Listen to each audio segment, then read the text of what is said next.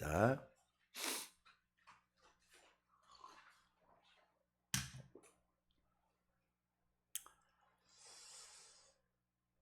우리 주변에 정신이 좀 이상해 가지고 어려움을 겪고 있는 정신질환자들이 참 많습니다.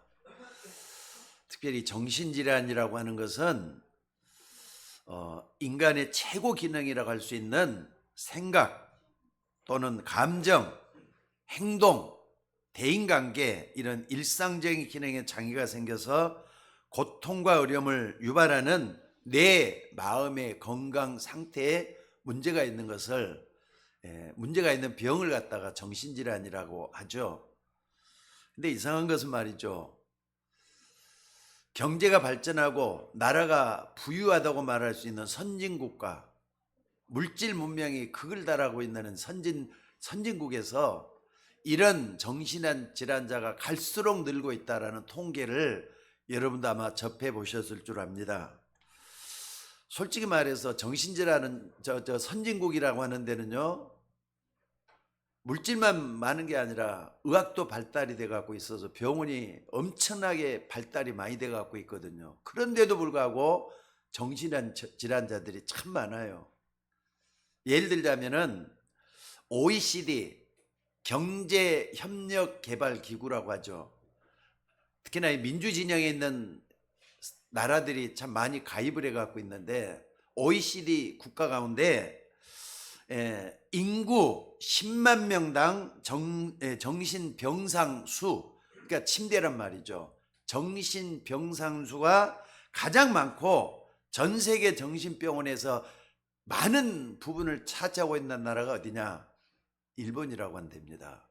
일본이 제일로 정신질환자의 문제가 많다는 거예요. 그럼 미국은 어떠냐? 미국은요, 성인 5명 중에 1명이 정신건강질환을 겪을 정도로 이런 정신병에 시달리고 있다고 하는 사실입니다. 또 우리나라는 어떻습니까? OECD 중에서 10만 명당 28명, 아무것도 아닌 것 같습니까? 자살자들이 OECD 국가의 최고라는 그런 오명을 쓰고 있는 게 우리나라예요. 그래가지고 우울증이라든지 또는 자살률 또 불면증 여기까지 어려움을 겪고 있는 나라가 우리나라라고 합니다. 우리나라는 이제 선진국 때에 들어섰으니까 이런 얘기를 하는 거죠. 자, 여러분들 왜 좋은 대학을 나오고 또 좋은 환경에서 공부한 사람들이 우울증이라든지 이런 말이죠, 정신적인 압박에 시달려 가지고 어려움을 당한 사람들이 많이 있느냐? 근데 그런 사람들이 또 이상한 것은 뭐냐면요, 하나님의 교회라든지 또는 신천지 같은 이상한 데 빠져가지고 말이죠, 헤어나질 못하고 있는 그런 경우들을 참 많이 볼 수가 있어요. 여러분, 하나님의 교회 앞에 있잖아요. 이게 하나님의 교회가 안상홍 증인이거든요. 안상홍이가 재림 예수입니다. 그리고 안상홍이가 죽고 나니까 장길자라는 사람이 뭘 넣고 있느냐? 이제 교주가 돼가지고 참 어머니가 돼갖고 있는 데가 저기예요. 근데 아니 조금이라도 공부해둔 사람이 이게 아니 이상하다 싶어갖고 안 갈 텐데 거기에 빠져갖고 있는 사람이 있다니까요. 또 신천지 같은 데는 이만희잖아요. 이만희 같은 사람이 어떻게 하고 있느냐? 육체 영생을 부르짖어요. 육체는 죽지 않고 영생한다, 이런 교리를 가지고 있고요. 또 이만이라는 사람이 어떤 사람이냐? 보혜사 성령이라는 거예요. 여러분은 그래도 이제 기본적으로 공부를 다 했기 때문에 이게 아니다 싶은 것도 그냥 찾아낼 수 있지만은 처음 믿는 사람들은 보혜사 성령이다 그러면요, 거기에 빠져들기 시작한다는 거예요. 근데 여러분 어떠다 보면요, 봄 같은데 특히나 봄에 이제 새벽 예배를 하면서 우리 집사님들을 태워갖고 오다 보면은 젊은 사람들이 그렇게 많이 가요. 아주 또 이렇게 좀 멋있게 생겨 있는 젊은 사람들이 저 하나님의 교회를 들어가고 있는 걸, 그쪽으로 해서 막 가고 있는 그런 걸 많이 봐. 집회를 하는가 봐요. 여러분들, 그래서 실제적으로 이런 단체, 특히나 말이죠, 요즘 그 통일교 문제 많잖아요. 통일교 한학자라는 사람이죠. 문선명 씨가 이제 죽고 난 다음에 한학자 씨가 아들하고 다툼을 일으켜서 아들하고 원수가 돼버렸고, 제 3남인가 4남인가 그 사람을 그 교주 자리에 앉히려다가 그게 또 엄마가 또 이렇게 좀 그 자리를 차고 올라가지고 한학자라는 사람이 교주가 돼갖고 있는데, 그 사람이 누구냐? 참 어머니라 그래요. 그 사람이 참 어머니래요. 근데 옛날에 문선명이가 뭐라 했느냐? 자기도 재림예수라 그랬어요. 안성홍이도 재림예수라고 지금까지도 부리짓고 있는데 죽고 난 다음에 어떻게 되는지 잘 모르겠습니다. 나는 그래서 이런 사람들한테 정말 한번 물어보고 싶어요. 사람이 뭐냐? 인간이 뭐냐? 아니, 내가 누구냐? 이런 부분을 진짜 한번 물어보고 싶어요. 여러분들, 인간이 뭡니까? 아무리 내 자신에 대해서 본질을 캐물어 봐도 답이 안 나옵니다. 그러니까 살아가야 될 인생 목적도 모르고 살아가는 거예요. 근데 성경은 정확하게 거기에 대해서 선포를 해요. 창세기 1장 27절에 하나님이 자기 형상, 곧 하나님이 형상대로 사람을 창조하시되 남자와 여자로 창조했다고. 인간을 창조했던 하나님의 목적을 분명히 말씀하고 있고, 인간의 본질이 어떤 거라는 걸 분명히 밝히고 있는 게 창세기 1장 27절 28절이에요. 그러니까 여러분들, 우리 인간은 하나님의 형상대로 창조되어 있어요. 여러분들은 하나님의 형상을 다 가지고 있다 이 말이에요. 하나님의 형상을 입고 있는 영적 존재가 바로 사람입니다. 요건요, 하나님이 우리에게 말씀하신 거기 때문에 100% 그대로 믿어야 되는 거예요. 여러분, 이 속에서 나를 찾아내는 저와 여러분이 되셔야 될 줄로 믿습니다. 그러니까 여러분들은 이 말씀이 무슨 말인지를 정확하게 붙잡고 여러분의 주어진 인생을 사는 것이 바로 사는 겁니다. 여러분들, 지금도 이 지구상에 오는 최고의 문제가 뭐라고 보십니까? 만약에 어린아이가 태어났는데 가장 필요한 것이 뭐겠습니까? 어린아이가 태어났단 말이에요. 가장 잘 보면 다 이렇게 엄마에게서 태어나자마자 막 울잖아요. 그러면 그 어린아이가, 울고 있는 어린아이가 가장 필요한 게 뭐죠? 뭐죠? 뭡니까? 여러분들 생각을 해보세요.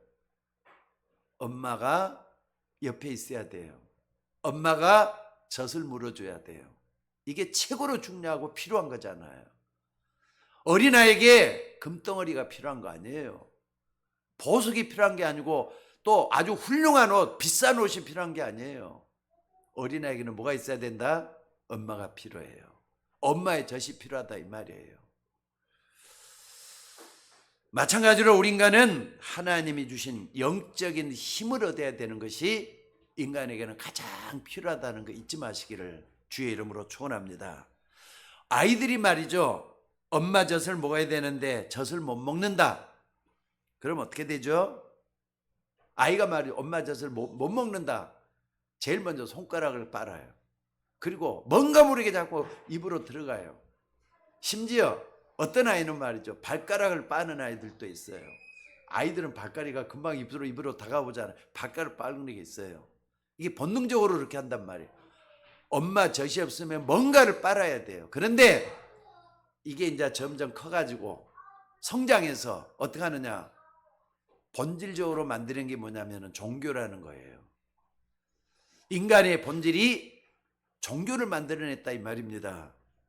사람들이 마음대로 안 되니까 뭘 만들어서 거기에다 절을 하고 복 달라고 빌고 있는 게 종교잖아요. 지금 종교는 전부 다 돈 좀 많이 벌게 해달라, 건강하게 살게 해달라, 자녀 화목하게 해달라, 이게 전부 다예요. 오직 말이죠, 내 주변이 잘 되면 좋고 건강하면 좋겠다, 이게 기도 제목이 돼가고 있어요. 하나님의 영광을 위해서, 하나님을 기쁘게 하기 위해서 그런 말이 전혀 없어요.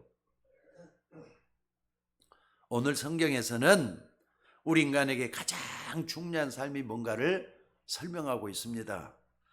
여러분, 지금부터 여러분들은 꼭 체험을 해야 될 게 뭐냐? 바로 창세기 35장 1절로 3절 말씀, 이걸 꼭 체험하셔야 돼요. 하나님 말씀이잖아요. 10계명 중에 4계명도 안식일을 기억하여 거룩하게 지키라 그래 놓고 뭐라 그랬습니까? 오늘 안식에 대한 말씀을 하고 있습니다. 인간에게 가장 필요한 복음 누리는 예배를 얘기하는 겁니다. 가장 중요한 게 인간에게 필요한 게 뭐냐면은 복음인데 이걸 누릴 수 있는 예배를 우리 모두가 드릴 수 있어져야 된다 이 말입니다. 모세는 이것을 지금 강조하고 있는 거라고요. 이게 어느 정도 중요하냐? 오늘 본문을 다시 한번 봐봅시다. 안식일을 안 지키는 자는 뭐라고요? 죽이라 그랬어요. 죽이라고. 2절에 보니까 엿새 동안은 일하고 일곱째 날은 너희를 위한 거룩한 날이니 여호와께 거룩한 날이라. 누구든지 날에 일하는 자는 죽일지니라. 안식일 날 예배 안 드리고 있는 사람들은, 일하고 있는 사람 전부 다 죽어야 되겠네요. 하나님이 그걸 얘기하는 겁니까?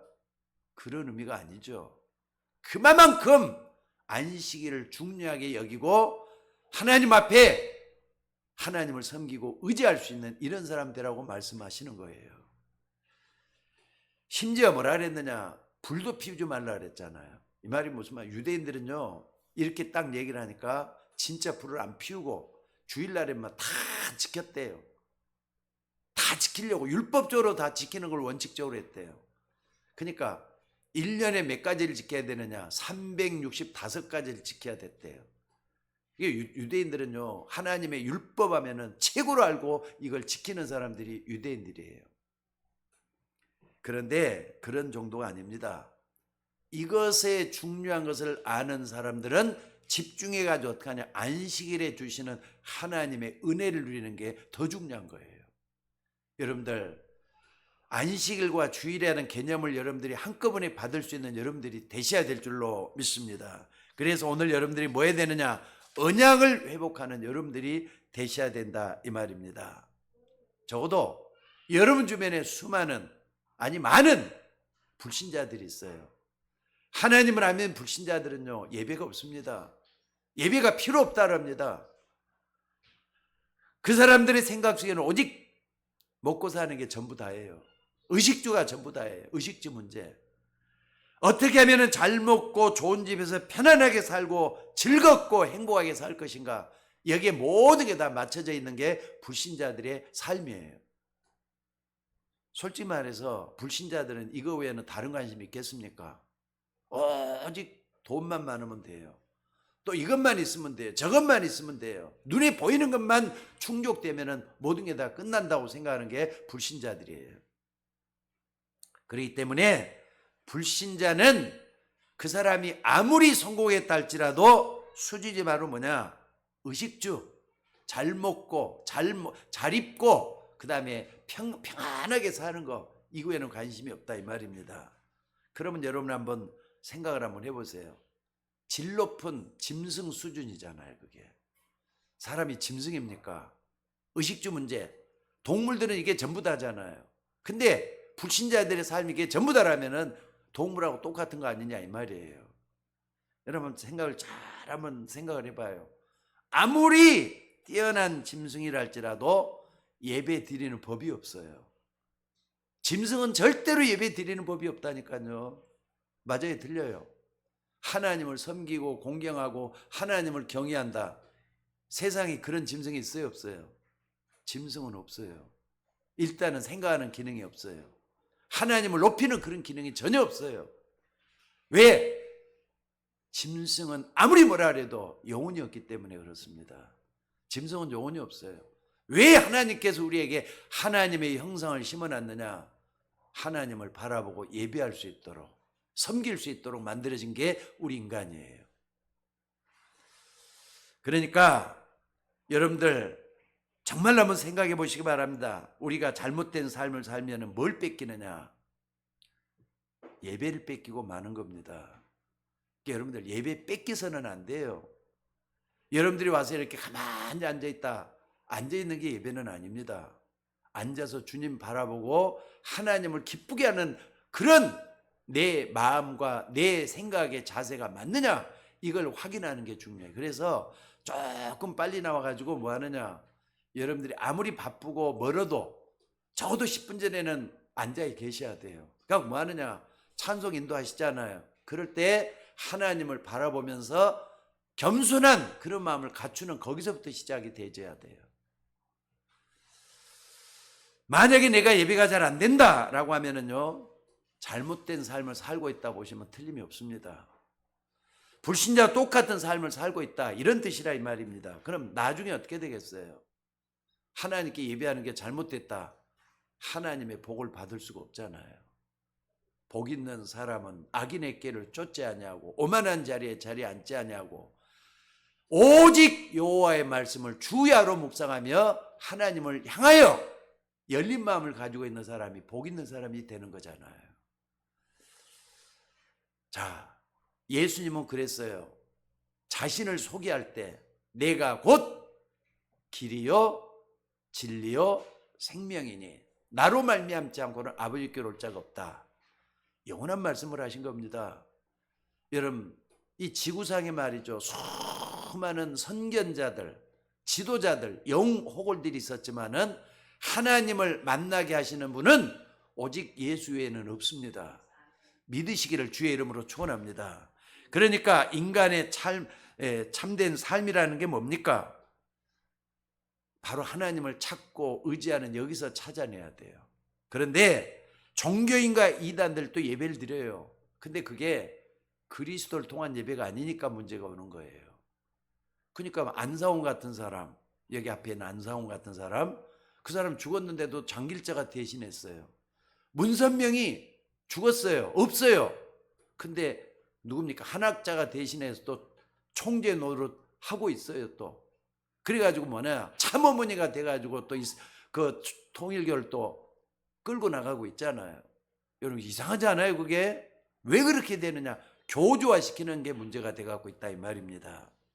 여러분들, 한학자가 됐던 장길자가 됐던 문선명이가 됐던 이 사람들은 하나님을 만나게 할 수 있는 유일한 길이 아닙니다. 오직 예수 그리스도만이 하나님을 만나는 유일한 길이 되는 줄로 믿습니다. 그래서 오늘 여러분들, 이것은요 평생을 놓고 아주 중요한 근본적인 것을 헤아려 볼 수 있는 아주 중요한 부분들이에요. 그러니까 사단은 가장 중요한 예배하는 인간을 무너뜨리는 거예요. 여러분, 길이 되시고 진리가 되시고 생명 되신 예수님을 통해서 우리는 하나님을 만나고 있습니다. 그러니까 우리가 그리스도 이름으로 하나님 앞에 나가는 것, 이것보다 더 큰 복은 없어요.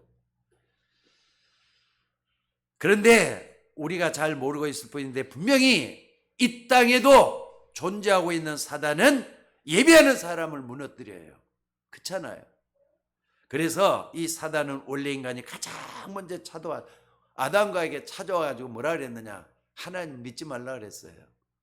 너가 이거 먹으면은 하나님처럼 되고 엉뚱한 걸 가지고 하나님처럼 되고 하면서 하나님을 섬기지 못하도록 막았어요. 생각을 한번 해보시기 바랍니다. 또 뿐만 아니라 네피림 운동을 펼쳤어요. 네피림 운동이 뭐냐? 원래 이게 원어를 좀 살펴보는 게 가장 빠릅니다. 네핌이란 말은 나팔이라는 동사에서 온 말이에요. 그 명사형의 네피림인데, 나팔이라면 위에서 떨어졌다는 말이에요. 뭐가 떨어졌겠습니까? 위에서 떨어졌단 말이에요.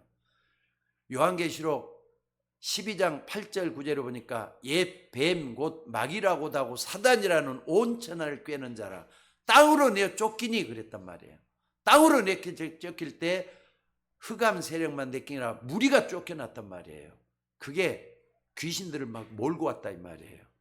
하늘별 3분의 1을 끌고 내려왔다시피 했어요. 그게 요한계시록의 비밀입니다. 그러니까 이게 뭐냐, 이 땅에 지금 만연해 돼 갖고 있는 종교의 배후에 역사하고 있는 귀신이란 말이에요. 악령들이란 말이에요. 그게 사단의 무리입니다.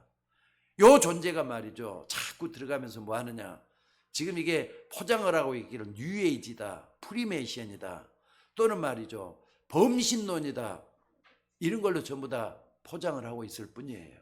그러니까 여러분들이 종교의 실상을 잘 보셔야 됩니다. 왜 자꾸 우리가 하나님만 주장을 하느냐? 그 독선이 아니잖아요. 여러분들, 천지만물을 창조하신 분은 하나님이셔요. 맞으면 아멘 하셔요. 하나님이 천지 만물을 창조했는데 이상하게 종교에서 말이에요, 여러 가지 목소리를 내다 보니까 혼란스러운 거예요. 인간의 참된 삶, 가장 중요한 인간의 삶을 여러분들 어려운 데서 찾지 말고 정확한 언약을 붙잡고 이 속에서 찾아내는 여러분이 되셔야 될 줄로 믿습니다. 또 많은 것을 찾아내지 말고 정말로 필요한 데서 찾아내셔야 돼요. 이 사단은 예배를 뺏어가려고 합니다. 한 사람 한 사람 하나님을 바라보게 만드는 예배를 뺏어가려고 한다는 거 잊지 마셔야 돼요. 심지어 이 사단은 아담과 하와에게서 예배를 뺏어나고 난 뒤에 뭐 했느냐? 예수님에게도 찾아왔잖아요. 예수님이 어떻죠? 공생의 3년의 공생을 위해서 공생의 3년을 준비하기 위해서 예수님 제일 먼저 뭐 했느냐? 예수님이 금식 기도하면서 금식을 하면서 기도하고 있을 때 찾아와가지고 제일 먼저 묻는 말이 이것 먹으면은 이 돌 가지고 떡덩이를 대해서 만들어 먹으라 이렇게 하면서 예수님을 유혹을 해요. 만약을 선악을 알게 하는 나무 열매를 먹으면은 그러잖아요. 똑같잖아요. 먹는 거 가지고 유혹을 해요. 근데 아담과 딱 그걸 보니까 그것도 말이죠. 하와가 그걸 보니까 뭐라 그랬죠?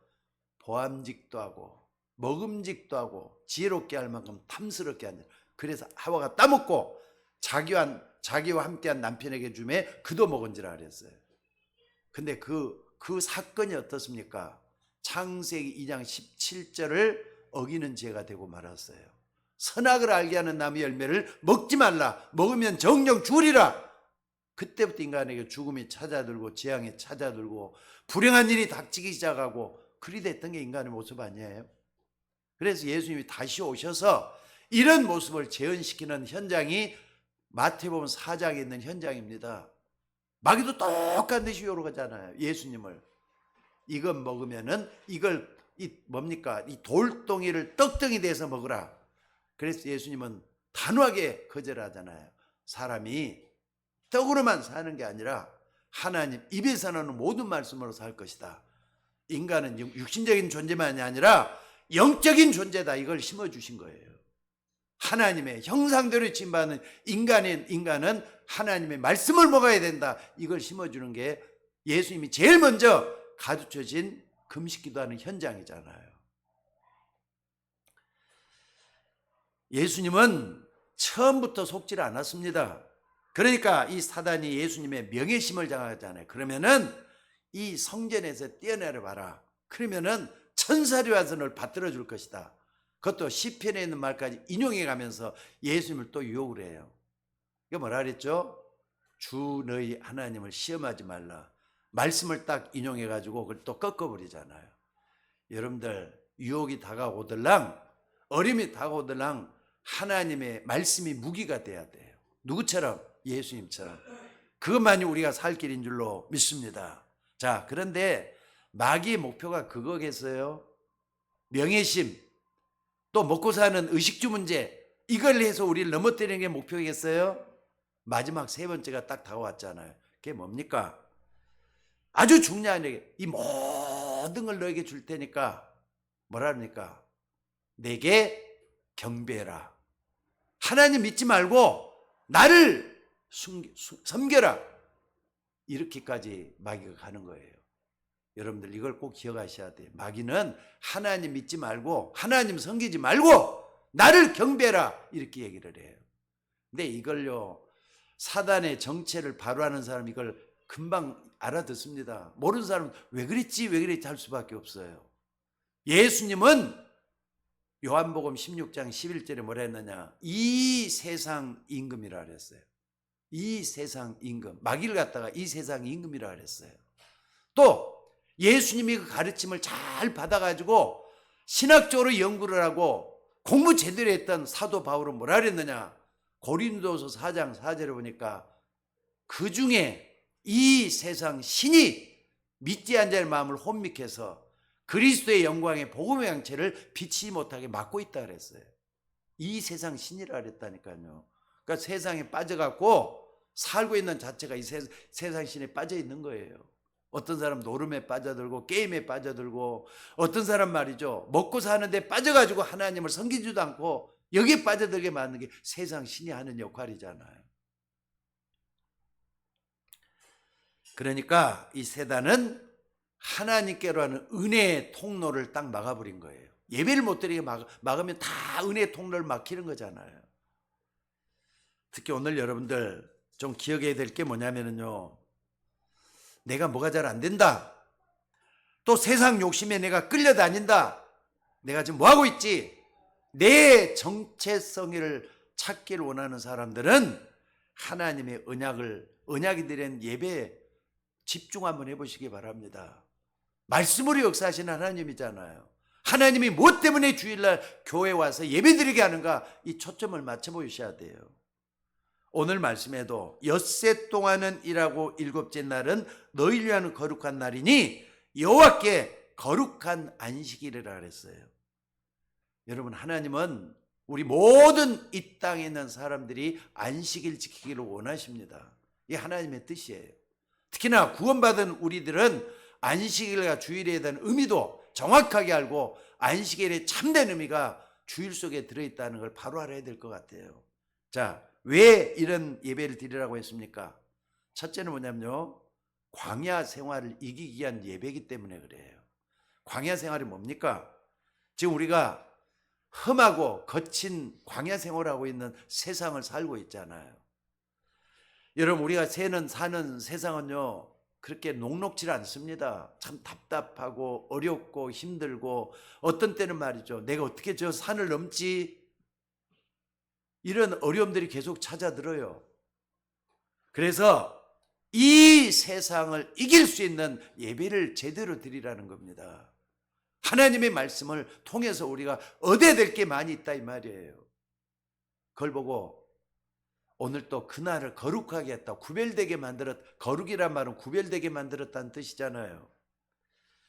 다른 데서 얻을 수 없는 그날에 주신 하나님의 은혜와 능력을 우리가 얻어야 된다, 이런 뜻이 담겨져 있다, 이 말입니다. 그래서 이게 뭐냐, 성막이라는 말이 들어있어요. 또 뿐만 아니라 성전이란 말이 들어있어요. 회막, 그 다음에 장막, 이런 말을 다 쓰고 있어요. 왜 성막이라 그랬느냐, 성막이라는 말 자체는요, 예배당에서 예배를 제대로 드려야 될 거 아닙니까? 그러니까 여러분들, 우리가 쓰는 교회당도 말이죠, 이 강단 쪽을 갖다 지성소라고, 옛날 지성소의 역할을 다 하고 있는 게 강단입니다. 그리고 성전 있죠, 이 성전, 이게 이제 성소 역할, 여러분들이 앉아있는 데가 성소예요. 이 역할을 하면서 지성소를 거룩하게 만들었던 이유, 말씀이거든요. 말씀의 존귀함을 알고 여러분들이 말씀 따라가는 삶을 살도록 만드는 게 중요해요. 또 회막이 뭡니까? 회막은 모이를 했잖아요. 모여야만이 사람들이 드리잖아요. 한 사람만 갖고는 예배가 잘 안 돼요. 두 사람, 세 사람, 10사람 모여서 하나님께 예배를 드릴 수 하기 위해서 회막이라고 한 겁니다. 그리고 장막이 뭐냐? 우리가 사용하는 집의 창문들이 있잖아요. 전부 다 거긴 텐트 생활을 했잖아요. 텐트를 할 때는 성막을 향해서 창문을 다 만들어 놨어요. 온통 집안들이 성막을 향해서 열어놓고 가게끔 만들었다, 이 말이에요. 그러니까 여러분들이 이걸 이제 영적으로 잘 해석해 보면은 뜻이, 아, 이래서겠구나 하는 걸 알 수가 있을 거예요. 그러니까 여러분들이 교회라고 하는 거, 강단이라고 하는 거, 여러분 집에서부터 시작이 되셔야 돼요. 바로 그 의미를 담고 있는 줄로 믿습니다. 사실 우리 모두는 다 광야길을 걸어가고 있습니다. 험하고 힘든 세상길이란 말이에요. 하나님 주시는 세계 살리는 복음 언약의 예배가 회복될 수 있는 그 축복이 우리 모두에게 있어져야 될 줄로 믿습니다. 그리고 두 번째는 뭐냐? 성막, 장막을 만들고 가꾸다 보면 일들이 그렇게 많아요. 가정에 말이죠, 가서 밖에 나가서 일 한번 했다 그래서 먹을 것이 생겼다면 평생 있는 거 아니잖아요. 계속 또 이렇게 일을 해서 벌어야 되잖아요. 똑같습니다. 일하다 보면 일거리가 왜 그렇게 많은지 몰라요. 그럼 지치잖아요. 또 육신의 건강도 힘들어지잖아요. 그래서 하나님이 안식을 준 거네. 이날만큼은 아무것도 하지 말라. 아무것도 하지 말란 말 여러분들이 오해해버리면 큰일 나요. 그냥 뭐 유대인들은 아무것도 하지 말라 그래가지고 걸어가는 것 자체도 말이죠, 하나님께 죄 짓는 거다 이렇게 생각을 하고, 주일날 뭘 해먹는 것 자체도 하나님께 죄 짓는 거다 이렇게 착각을 했어요. 그런 의미가 아닙니다. 그러니까 지금 말이죠, 사회가 이제 발달되다 보니까 소방서 같은 것도 있어요. 소방서 직원은 어때요? 주일날에도 일을 해야 돼요. 아무리 공무원이라도 주일날 출근해가지고 말이죠, 3교대, 2교대 근무를 해야만 돼요. 병원에 또 의사들은 어떻습니까? 의사들도 말이죠, 주일이기 때문에 우리는 무조건 쉬어야 된다 그렇게 주장할 수가 없도록 돼 있어요. 마찬가지입니다. 영적인 의미를 바로 알고 신앙생활 똑바로 해야 된다 이런 뜻이에요. 여러분들 지금까지 일 때문에 다 지쳤는데 전부 다 그만두고 예배 능력을 회복하라는 그런 말이 담겨져 있어요. 먼저는 하나님을 바라보는 힘을 얻어야 되잖아요. 그게 예배라는 거 잊지 마시기 바랍니다. 그러니까 예배가 얼마만큼 중요하냐, 여러분들의 핵을 만들어주는 중요한 삶이 되는 거라는 거 잊지 마시기 바랍니다. 그래서 안식일을 지키라는 말의 의미가 뭐냐면요, 우리가 세상에 묶여있는 노예 상태에서 해방돼야 된다는 뜻이에요. 세상에 묶여서 세상 따라가는데 거기에서 내가 해방됐다면은 해방의 기쁨을 만끽할 수 있는 게 예배가 돼야 된다 이 말이에요. 이스라엘 백성들이 과거에는 어떻습니까? 출애굽이 전에는 노예로 있었잖아요. 신분이 노예예요. 게다가 사상적으로 노예가 돼 있고 근성이 노예 근성이 되어 있는 거예요. 빠져나왔다 해서 막 근성이 없어지는 거 아니에요. 또 옛날에 자기는 노예였기 때문에 그 굴레에서 아직까지 벗어난 게 아니에요. 법적으로 빠져나왔을 뿐이지. 그러니까 여러분들이 각인돼 갖고 있는 거, 뿌리 내리 갖고 있는 거, 또 체질돼 갖고 있는 것을 하나하나 뭐 하느냐, 고쳐지면 안 돼. 치유받아야 된다 이 말이에요. 그게 뭐냐, 예배를 통해서 말씀을 통해서 받는 거예요. 예를 들어 보겠습니다. 누군가가 여러분에게 여러분의 약점이나 단점을 계속 얘기한다. 기분 좋아요, 싫어요? 나라도 기분 나쁠 것 같아요. 왜 저 사람 나의 약점만 붙잡고 저렇게 얘기를 하지? 그것도 한 사람은 내가 자꾸 얘기를 한단 말이에요. 만나서 얘기한다. 그럼 저 사람 그냥 죽이고 싶을 정도로 미워요. 그렇게 되잖아요. 근데 여러분들 이것을 계속 얘기할 때 어떤 일이 벌어지는가 생각을 한번 해봐요. 특히나 부부지간에도 마찬가지잖아요. 남편이 아내를, 아내가 남편의 약점만 계속 붙잡고 얘기하고 있다. 기분 나쁠 정도라 죽이고 싶을 정도로 미워지는 거예요. 근데 그렇게 할 게 아니라 예배를 통해서 내 자신의 한계를 깨닫고 내 약점을 깨닫고 단점도 깨닫고 그러면서 말씀을 통해서 나를 다진단 말이에요. 치유시킨단 말이에요. 그게 뭐냐, 말씀을 듣는 그 속에서 성령이 역사하기 때문에 가능한 거예요. 그러니까 여러분들이 정말로 중요한 이런 부분을 놓고 기도할 수 있는 여러분이 되셔야 될 줄로 믿습니다. 그리고 또 중요한 게 뭐냐면요, 여러분들 오직 복음의 능력으로 이것을 체험하지 않으면 안 돼요. 항상 복음은요, 예수 믿을 때부터 천국 갈 때까지 나는 복음의 사람이라는 걸 잊지 마셔야 돼요. 내가 예수 믿는다, 예수님이 그리스도라는 걸 믿는다, 요 속에 모든 답이 다 들어있다는 걸 먼저 확인하셔야 돼요. 여러분 다시 한번 여쭤보겠습니다. 초대교회는 뭐라 그랬느냐, 그들이 집에 있든지 성전에 있든지 예수는 그리스도라고 가르치기와 전도하기를 쉬지 아니하니라 그랬어요. 그러니까 교회에서도 예수가 그리스도라는 걸 가르쳤어요. 또 뿐만 아니라 전도할 때도 예수님이 그리스도라는 걸 가지고 전도를 했어요. 그러면은요, 여러분들이 평생 딱 마음에 담고 실생활에서 적용해야 될 것도 예수가 그리스도라는 거잖아요. 제일 중요한 게 뭡니까? 왕 대신 그리스도를 마음속에 모시고 있는 거예요. 그러니까 여러분 대적할 사람이 없도록 만드셔야 된다 이 말이죠. 왜? 왕 대신 주님이 내 안에 거하신다는 걸 믿으셔야 될 거 아닙니까? 또 뿐만 아니라 수없이 불행한 일도 찾아들고 고통스러운 일도 찾아들고 재앙도 찾아드는데 재앙 막는 제사장이 되셨어요. 그 예수님이 내 안에 거하신단 말. 그럼 여러분 재앙에서 피해갈 수가 있어요. 그 자체를 여러분 누리는 게 중요해요. 또 뿐만 아니라 지혜가 부족하단 말이에요. 암담해요. 세상을 어떻게 살아야 모르게. 근데 하나님 지혜의 주가 되시잖아요. 지혜의 주가 되셔서 나를 항상 지혜롭게 세상을 살아갈 수 있도록 성령으로 인도하신단 말이에요. 그래서 그리스도라고 해요. 여러분, 그리스도란 말을 여러분의 현장에서, 삶의 현실에서 항상 적용을 시키는 게 중요합니다. 그럴 때 어떻게 하느냐? 하나님 주신 지혜를 얻게 돼요.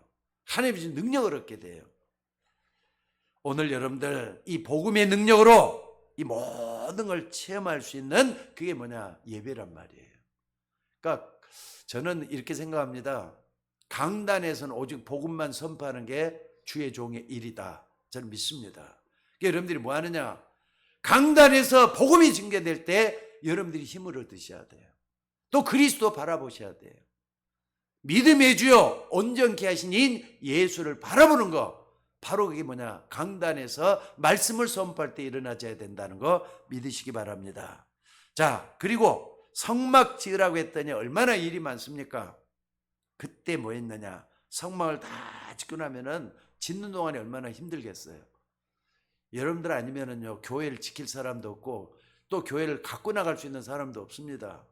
목사 혼자 하면 얼마나 힘들겠어요. 함께 하라고 말씀하는 게 성전인데, 성전에서 여러분들이 꼭 좀 뭐 하느냐?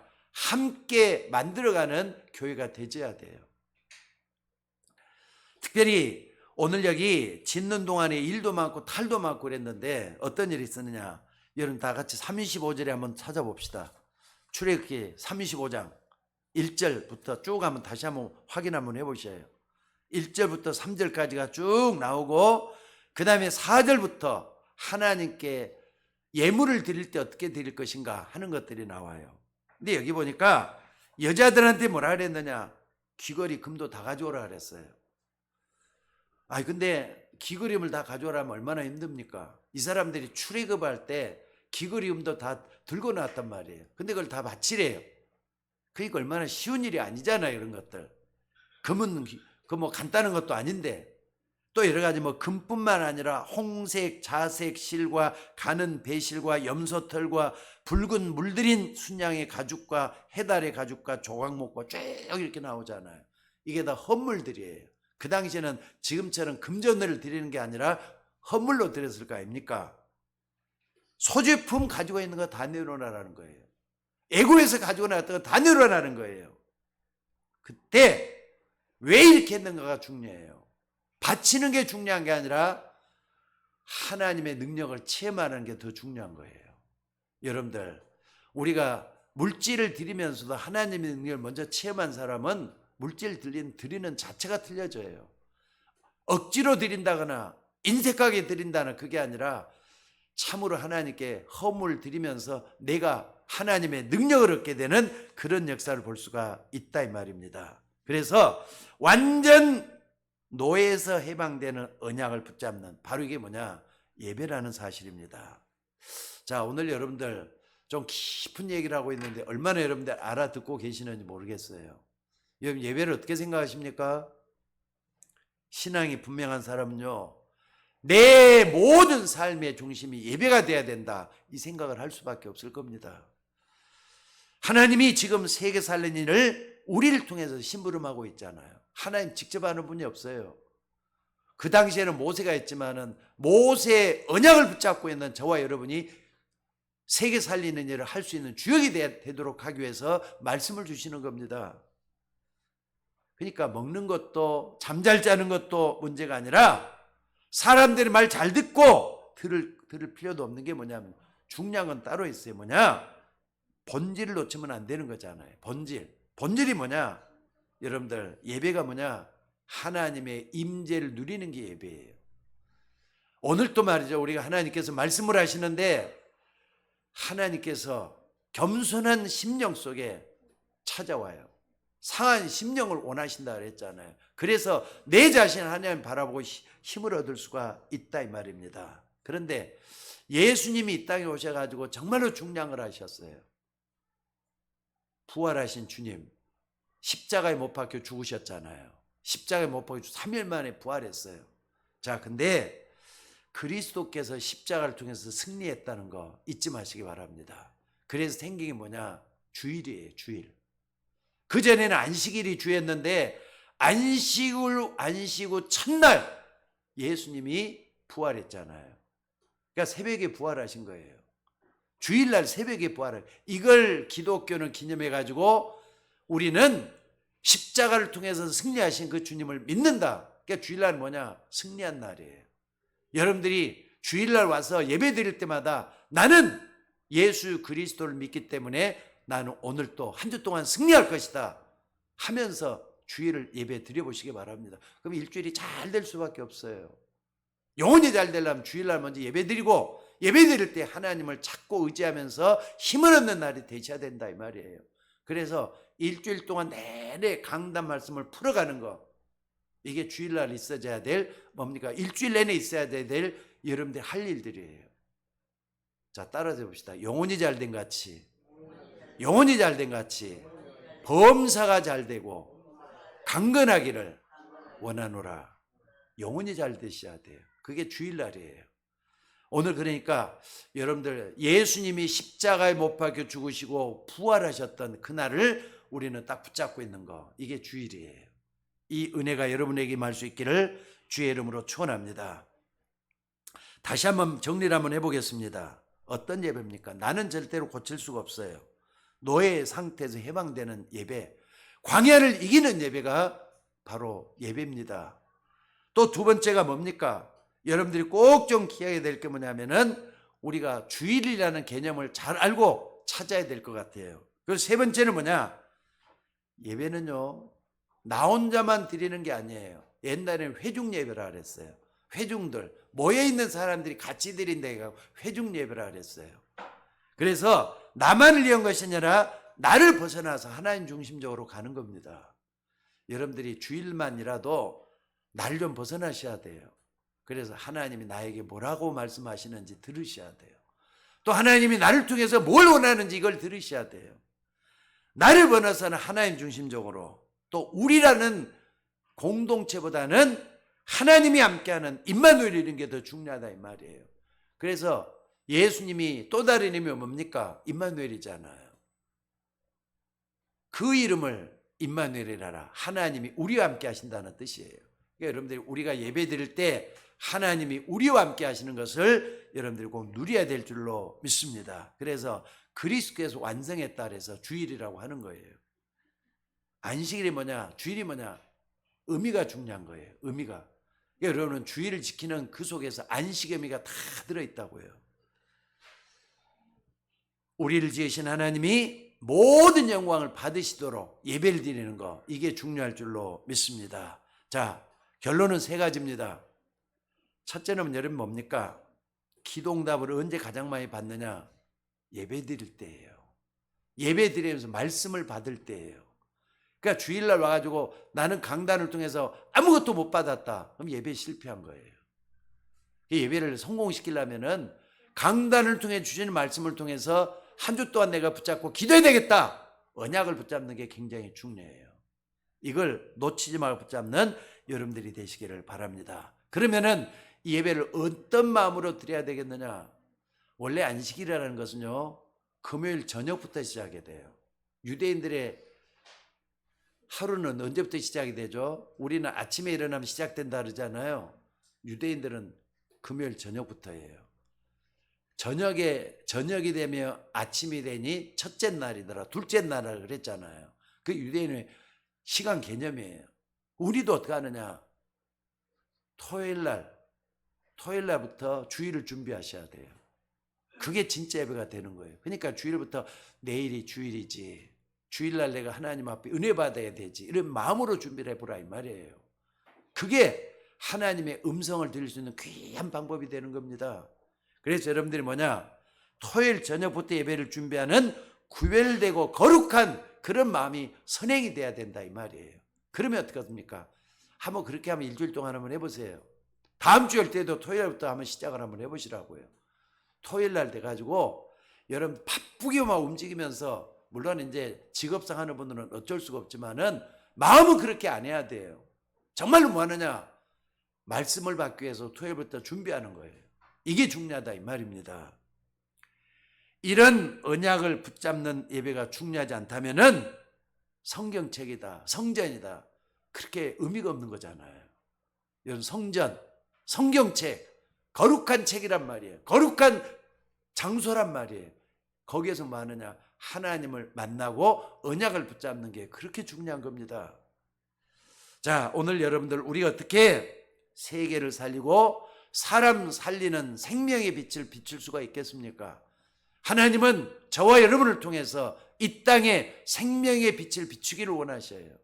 그럼 내가 거기에 쓰임받으면 어떻게 해야 되겠느냐? 언약 붙잡고 정말 마음 중심으로 기도하는 우리가 먼저 되셔야 돼요. 하나님은 지금도 말씀을 통해서 은혜 주시고 계시잖아요. 그럼 그걸 딱 붙잡고 하나님, 내가 한 주 동안 이거 정말 마음을 붙잡아야 되겠습니다. 결단하는 거예요. 이따 오후에도 좀 말씀을 드리겠습니다. 결단하는 시간이 정말 중요해요. 예배 드리고 난 뒤에 집중할 수 있는 성전, 여러분들 꼭 그 장소가 필요하지 않습니까? 그러니까 교회를 좀 가깝게 하셔야, 교회당을 가깝게 해서 항상 기도할 수 있는 여러분들이 되셔야 돼요. 그럼 영혼이 잘 되게 될 줄로 믿습니다. 그리고 또 하나는 뭐냐면요, 여러분의 매일이 주일이 될 준비를 하시기를 주의 이름으로 축원합니다. 주일만 주일이 아니에요. 주일이란 말이 뭐냐? 주의 날이라는 말이잖아요. 월요일도 주의 날이 돼야 돼요. 화요일도 주의 날이 돼야 돼요. 토요일도 주의 날이 돼야 돼요. 왜? 주님이 함께 하신다 그랬잖아요. 아마 이거 체험하는 사람요, 마태복음 28장 20절이 여러분 것이 될 겁니다. 볼지어다 내가 세상 끝날까지 너희와 항상 함께 있으리라. 몇 말씀 믿습니까? 나는 힘들 때마다 그 말씀을 붙잡아요. 특히나 가정에서나 어떤 일이 있든지 간에 이 말씀을 딱 붙잡으면 거기서 이상하게 문제가 시로라기 풀리듯 풀려나는 걸 많이 느낍니다. 볼지어다 내가 세상 끝날까지 너희와 항상 함께 있으리라. 매일이 주일이 돼야 된다는 말이에요. 항상 말씀이 떠오르고 말씀이 인도를 받고 말씀이 역사하는 그런 한 주간이 되셔야 된다 이 말이에요. 그럴 때 하나님의 역사가 일어나게 될 줄로 믿습니다. 여러분의 현장도 하나님이 역사하는 그런 날이 되시기를 주의 이름으로 축원합니다. 로마서 12장 1절에 보니까 이런 말씀이 있어요. 그러므로 형제들아 내가 하나님의 모든 자비하심으로 너희를 권하노니 너희 몸을 하나님이 기뻐하시는 거룩한 산 제사로 드리라. 이것이 너희 드릴 영적 예배니라 그랬어요. 오늘도 여러분들 하나님이 함께하는 축복을 한 주 동안 좀 누려보시기 바랍니다. 예배가 일주일 중에 한 날 되지 말고 예배 드리는 그 날이 일주일 동안 모든 날이 될 수 있도록 기도할 수 있는 여러분이 될 때 하나님은 영광 받으시고 채워질 걸 다 채워주실 줄로 믿습니다. 너희는 먼저 그의 나라와 그의 의를 구하라. 그래야만 모든 걸 더해 주시라 약속하셨어요. 그 은혜가 여러분과 여러분 가정에 넘쳐나시기를 주의 이름으로 축원합니다. 기도하겠습니다. 감사하신 하나님, 오늘 또 예배의 중요성을 다시 한번 심어주시니 감사를 드립니다. 아버지 하나님, 우리가 무엇이간데 하나님을 기쁘게 하는 예배자 속에 있게 하시고 오늘 또 예배하면서 하나님의 참된 의미가 어디에 있는지를 안식일의 의미를 찾게 하시니 감사를 드립니다. 오늘도 주님 주신 은혜 안에서 내 자신이 겸손하게 나를 내려놓고 하나님께 가까이 나가는 우리 모두가 되게 하옵소서. 하나님을 가까이 하는 자가 내게 복이라고 했습니다. 오늘도 주의 이름으로 승리할 수 있는 주의 종들 되도록 인도하여 주옵소서. 우리를 구원하신 예수님의 이름으로 기도드리옵나이다. 아멘.